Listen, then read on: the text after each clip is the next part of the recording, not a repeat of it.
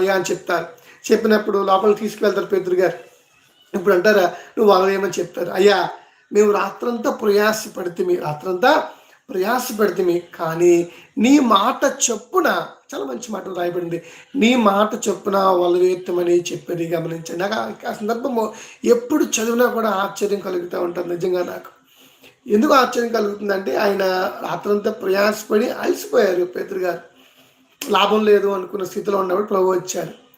ఇప్పుడు ఆయన వెళ్దామన్నప్పుడు ఎందుకులే అయ్యా అని అనొచ్చు, లేకపోతే రానని చెప్పొచ్చు అని చెప్పొచ్చు. కానీ ఎందుకు ఆయన అంతగా ఇంట్రెస్ట్ పెట్టడం కారణం ఏంటి? ఆ మాట ఎందుకు లోపడ్డారు అని ఆలోచన చేసి నాకు అర్థమైంది ఏంటంటే, ప్రభువారు అప్పుడు దాకా ఆయన బోధ చేస్తూ ఉన్నారు, ఆయన వాక్యం సెలవిస్తున్నారు.